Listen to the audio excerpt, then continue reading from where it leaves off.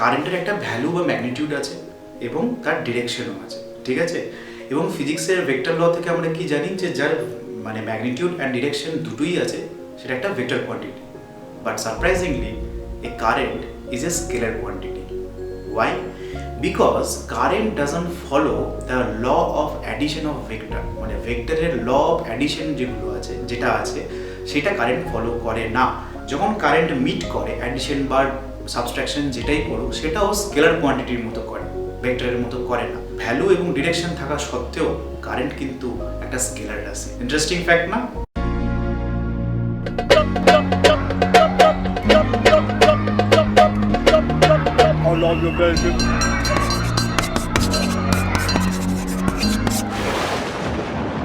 Current তখনই flow করবে যখন একটা ইলেকট্রন এক্সাইটেড এনার্জিটা সে পাশের ইলেকট্রনকে ট্রান্সফার করতে পারবে, রাইট?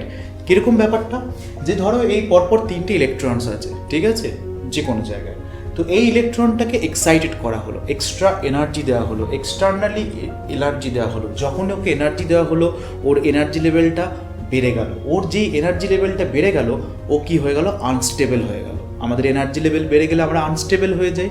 যেমন ধরো আমরা যদি দৌড়াই, প্রচণ্ড জোরে দৌড়াই, তাহলে আমরা কি করব? প্রচণ্ড এক্সাইটেড মোডে চলে যাব, কিন্তু ওখানে কি আমরা যেতে গেলে সবসময় থাকতে পারবো না? তো আমাকে আনস্টেবল হয়ে গেলাম, তো আমাকে আবার স্টেবল হতে হবে। তো একে স্টেবল হতে গেলে ওকে কী করতে হবে? এনার্জিটা ছাড়তে হবে। তো যদি এই এনার্জিটা ও পাশের নিয়ারবাই ইলেকট্রনসকে মানে দিতে পারে, দিয়ে ও নিজে শান্ত হতে পারে, এবং তারপরে কী হবে? এও পাশেরটাকে দেবে, দিয়ে ও নিজে আবার শান্ত হয়ে যাবে, এ এনার্জাইজড হয়ে যাবে। তার মানে এ এনার্জাইজ ছিল, এ শান্ত হয়ে গেল কীভাবে? একে এনার্জি দিয়ে, এখন এ এনার্জাইজড হয়ে গেল। এবারে এ যে এনার্জাইজড হয়ে গেল এ পাশের জনকে দিল।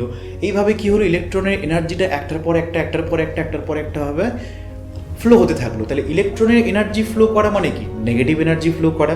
তার ঠিক অপোজিট যে ডিরেকশনটা এনার্জির ফ্লোটা, তাকে বলা হয় কারেন্টের ডিরেকশন, ঠিক আছে। তো এখন প্রশ্ন হচ্ছে যে ইলেকট্রনস কিভাবে তার এনার্জিটা এভাবে ফ্লো করতে পারে বা কোন কন্ডিশনে করতে পারে। তো সেটার জন্য আমাদের কি করতে হবে? আগে ইলেকট্রন মানে আমরা অ্যাটমের যেটা বলছিলাম, অ্যাটমিক স্ট্রাকচারটাকে আমাদের বুঝতে হবে।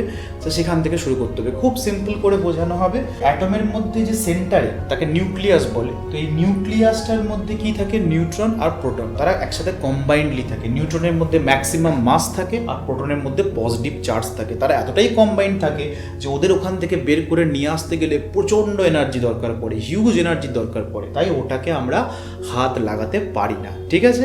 তো এরপরে কি পড়ে থাকছে? ইলেকট্রনস কিভাবে এক্সিস্ট করে? ইলেকট্রনস এই নিউক্লিয়াসের চারপাশে কক্ষপথ বরাবর ঘুরতে থাকে, ঠিক আছে। It's not actually circle, it's actually ellipse টাইপের, but still you can understand. মানে আমরা বেসিক জিনিসটা বুঝছি তাই আমরা এখন সার্কুলারলি এক্সপ্লেন করতে পারি, but practically it is a ellipse, মানে ইলেকট্রনসটা এরকম করে ফ্লো করতে থাকে, ঠিক আছে। তো এই ইলেকট্রনসগুলো তার মানে তার জাস্ট অরবিটে কী হবে? এটা হচ্ছে নিয়ারেস্ট অরবিট, এটা তার second orbit, third orbit, first করতে করতে করতে করতে একটা সময় কী হবে? লাস্ট অরবিট আসবে। তো আমরা অ্যাজিউম করে নিচ্ছি যে এটা হচ্ছে লাস্ট অরবিট, ঠিক আছে, এটা হচ্ছে লাস্ট অরবিট। তো ফার্স্ট প্রশ্ন হচ্ছে যে কোন অরবিটে কতগুলো করে ইলেকট্রনস থাকবে? খুব সিম্পল একটা সূত্র আছে, 2n²। এটা অলমোস্ট আমরা সবাই জানি, যেখানে n এর ভ্যালু হচ্ছে নাম্বার অফ অরবিট,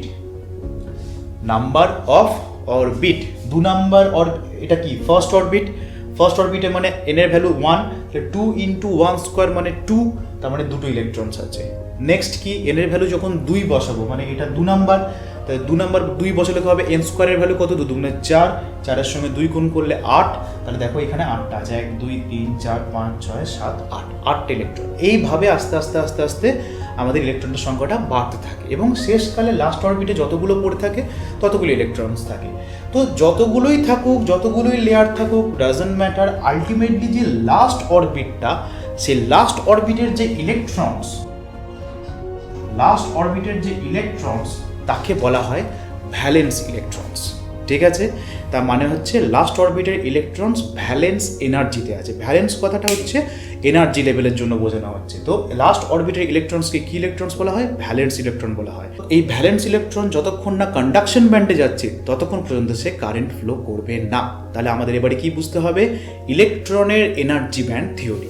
সো এখানে আমরা কি বুঝবো? যে ইলেকট্রনের ডিফারেন্ট যে এনার্জি ব্যান্ড তাদের কন্ডিশন বুঝবো, সেই অনুযায়ী আমরা মেটেরিয়ালদের ক্লাসিফিকেশনও করব এবং আমরা বুঝবো যে কখন কারেন্টটা ফ্লো হবে এবং কখন ফ্লো হবে না, রাইট? তাহলে আমরা প্রথমে এই ছবিটা থেকে একটা জিনিস বুঝতে পেরে গেছি, এই যে ব্যান্ড ভ্যালেন্স কথাটা লিখেছি, এটার কথাটার মানে হচ্ছে এই যে এনার্জি লেভেলটা, এটা হচ্ছে ইলেকট্রনের এনার্জি লেভেল, ঠিক আছে? প্লাস মাইনাস না, এটা একটা ইলেকট্রনের এনার্জি লেভেল, এটা ভ্যালেন্স এনার্জি লেভেল, এটা কন্ডাকশন লেভেল। এই ভ্যালেন্স লেভেলের ইলেকট্রনকে কন্ডাকশন লেভেলে পৌঁছাতে হবে এই গ্যাপটাকে ওভারকাম করে, তবে ও কারেন্ট ফ্লো করতে পারবে। বোঝা গেল? সো এই যে মাঝখানের যে গ্যাপটা, তো এটাকে বলা হয় ব্যান্ড গ্যাপ, ঠিক আছে? তো ব্যান্ড গ্যাপ মানে কি? ব্যান্ড গ্যাপ মানে হচ্ছে ভ্যালেন্স এনার্জি লেভেল এবং কন্ডাকশন এনার্জি লেভেলের মধ্যে দুটো পার্থক্য। বলবে স্যার কন্ডাকশনটা কি অ্যাকচুয়ালি? কন্ডাকশনটা একটা এনার্জি লেভেল। ধরো এই এনার্জি লেভেল হচ্ছে গিয়ে 5, এই এনার্জি লেভেল হচ্ছে 10, ঠিক আছে? তো ইলেকট্রনটা যখন আউটার অরবিটে আছে তখন এনার্জি লেভেল কততে আছে? 5-এ আছে। তাহলে এক্সটার্নালি ওকে 10 এনার্জি লেভেল অবধি দিতে হবে, তবে গিয়ে ও কন্ডাকশন লেভেল পৌঁছাবে এবং ও পরের ইলেকট্রনসকে এনার্জিটা ট্রান্সফার করতে পারবে, ঠিক আছে? বোঝা গেছে? তো এখানে অনেকটা গ্যাপ আছে। এখানে একটা কন্ডিশন দেখতে পাচ্ছি যে গ্যাপটা একটুখানি কমে গেছে। তার মানে এখানে ভ্যালেন্স থেকে কন্ডাকশনে এটারও যদি 5ই হয় তাহলে এখানে সেটা হবে 7।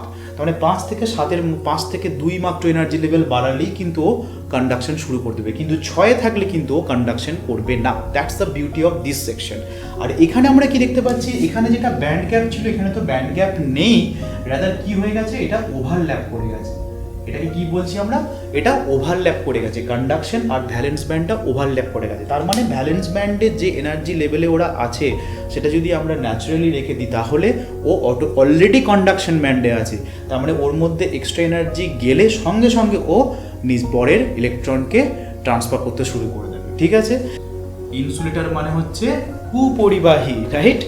যেগুলো আমাদের যেমন পোর্সিলিন, হ্যাঁ, চীনামাটি, যেগুলো আমরা ইউজ করি অ্যাজ এ ইনসুলেটর, হ্যাঁ, তো সেগুলোতে কি হয়? সেগুলো তো আউটার অরবিটে ইলেকট্রনস আছে, তারা কিন্তু কারেন্ট ফ্লো করতে পারে না। তাদের পক্ষে এই এনার্জি লেভেলটা ওভারকাম করে কন্ডাকশন করা সম্ভব হয় না। নেক্সট হচ্ছে যখন এই গ্যাপটা, ব্যান্ড গ্যাপটা একটু কমে এলো মাঝামাঝি জায়গায়, তখন যে এই টাইপের মেটেরিয়ালদের বলা হয় সেমি কন্ডাক্টর। সেমি কথাটা আমরা টেকনিক্যালি ইউজ করি পার্শিয়াল হিসেবে, মানে এটা কমপ্লিটলি কন্ডাক্টর না, কিন্তু ভ্যালেন্স ব্যান্ড আর কন্ডাকশন ব্যান্ডের মধ্যে গ্যাপ খুব অল্প, একটা পার্টিকুলার কন্ডিশনে কিন্তু কন্ডাকশন করতে পারবে। এবং অবভিয়াসলি এটা বুঝতে পেরে গেছো, এটা কি আমরা বলি কন্ডাক্টর, ঠিক আছে? যে আমাদের মেটাল কন্ডাক্টর যেগুলো মেটাল, সেগুলোতে কি থাকে? ভ্যালেন্স আর কন্ডাকশন এনার্জি লেভেলটা সেম, এরও 5 ওরও 5, কাইন্ড অফ দিস, ঠিক আছে? তার মানে এক্সটার্নাল এনার্জি পেলেই ওর ভ্যালেন্স ব্যান্ডের ইলেকট্রনগুলো, মানে যেটা আউটার অরবিটের যে ইলেকট্রনসগুলো কন্ডাক্টরের, তারা কিন্তু ফ্রি মুভ করতে যাবে। তাহলে এবারে এই ভ্যালেন্স ব্যান্ডের ইলেকট্রন যখন মুভ করে তখন সেই ইলেকট্রনকে বলা হয় ফ্রি ইলেকট্রন। তো ভ্যালেন্স এনার্জি যে ইলেকট্রনসগুলো, ভ্যালেন্স ইলেকট্রন যারা কারেন্ট ফ্লো, ভ্যালেন্স ইলেকট্রন মানে মেটালের যারা ফ্লো করে কন্ডাক্টর, তাদেরকে কি বলা হয়? ফ্রি ইলেকট্রন বলা হয়, ঠিক আছে? যখন সে কারেন্ট ফ্লো করছে, সব কটা ভ্যালেন্স ইলেকট্রন কিন্তু ফ্রি ইলেকট্রন নয়। অ্যাকচুয়ালি কন্ডাক্টরের ভ্যালেন্স ইলেকট্রনটাই শুধুমাত্র ফ্রি ইলেকট্রন যারা কারেন্ট ফ্লো করতে পারে। ফ্রি ইলেকট্রনসের যে অপোজিট ডিরেকশনটা, ফ্রি ইলেকট্রনসের যে অপোজিট ডিরেকশন, সেটাই হচ্ছে কারেন্ট। বোঝা গেল? ফ্রি ইলেকট্রনস, ভ্যালেন্স ইলেকট্রনের জন্য ফ্রি ইলেকট্রনস মুভ করছে, তার ঠিক অপোজিট ডিরেকশনে যেটা ফ্লো করছে দ্যাট ইজ কারেন্ট, ঠিক আছে? কারেন্টের ইউনিট আমরা জানি অ্যাম্পিয়ার, আমরা আগে ডিসকাস করে নিয়েছি, দেখে নিয়েছি, ঠিক আছে? তো এবারে প্রশ্নটা হচ্ছে তাহলে চার্জ প্রতি মুহূর্তে কি হচ্ছে? একটা জায়গা থেকে মুভ করছে, তবে গিয়ে সেটার কারেন্ট বলছি আমরা। যতক্ষণ চার্জ স্ট্যাটিক আছে, যতক্ষণ ভ্যালেন্স ইলেকট্রন যেগুলো এক জায়গায় দাঁড়িয়ে আছে এনার্জি, ততক্ষণ আমরা কিন্তু কারেন্ট বলছি না।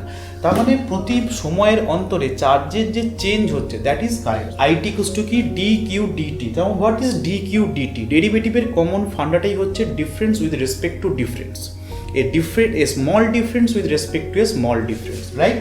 তো ধরো মানে স্মল চেঞ্জ অফ টাইমের জন্য আমি দেখবো যে এখানে ধরো এই ইলেকট্রনস থেকে এই ইলেকট্রনস এই কন্ডাক্টরের মধ্যে দিয়ে আমার কারেন্ট ফ্লো করছে। আমি কি করে মেজার করব? আমি দেখবো যে স্মল অ্যামাউন্ট অফ টাইমের জন্য আমার কতটুকু চার্জ মুভ করলো। যদি চার্জ মুভ না করে তাহলে এটা কি হবে? জিরো হয়ে যাবে। So that is zero. বুঝতে পারলাম? তো যদি চার্জ মুভ করছে দ্যাট মিনস কারেন্ট ফ্লো করছে। টাইমের রেসপেক্টে যত বেশি চার্জ মুভ করবে তত বেশি কারেন্টের ভ্যালু বাড়বে। ঠিক আছে, so this is the explanation. So আমরা এখানে অ্যাম্পিয়ার ইউনিট দিয়ে যদি লিখি তাহলে আমরা লিখতে পারবো কিউ এর ইউনিট কি কুলম, ঠিক আছে, আর বি এর ইউনিট কি সেকেন্ড। তো কুলম পার সেকেন্ড হচ্ছে গিয়ে অ্যাম্পিয়ারের আরেকটা ইউনিট, এটা খেয়াল রাখতে হবে। ঠিক আছে, এবার হচ্ছে ফাইনাল কারেন্টের direction. What is the direction of current? তো কারেন্টের ডিরেকশন নিয়ে আলোচনা করার কিছু নেই, শুধু একটাই প্রশ্ন থাকে, হোয়াট ইজ নেগেটিভ কারেন্ট। তো আমি যদি তোমাকে বলি, এটা খুব সোজা ঝাপটা আছে, এর জন্য কোনো খাতাপত্র বইপত্র কোনো খাতা বা গ্রাফ লাগবে না, খুব সিম্পল। আমি যদি তোমাকে বলি রোজ সকালে উঠে আমি -5 কিলোমিটার দক্ষিণে গেলাম, রাইট, -5 কিলোমিটার দক্ষিণ দিকে গেলাম, that means what? That means আমি 5 কিলোমিটার উত্তর দিকে গেলাম, নর্থের দিকে গেলাম। বুঝতে পারা গেছে ব্যাপারটা? মাইনাস কতটা রিপ্রেজেন্ট করে ফিজিক্সে অপোজিট ডিরেকশন বোঝাতে। তার মানেটা হচ্ছে যে যদি কারেন্টটা এদিক থেকে এদিকে ফ্লো করে এবং আমি কনসিডার করি যে এটা পজিটিভ কারেন্ট, তাহলে এর ঠিক অপোজিট ডিরেকশনের কারেন্টটাকে আমরা বলবো নেগেটিভ কারেন্ট। নেগেটিভ কারেন্ট মানে কারেন্ট নেই তা নয়, নেগেটিভ কারেন্ট মানে হচ্ছে কারেন্টের opposite direction, right? Have fun, tata.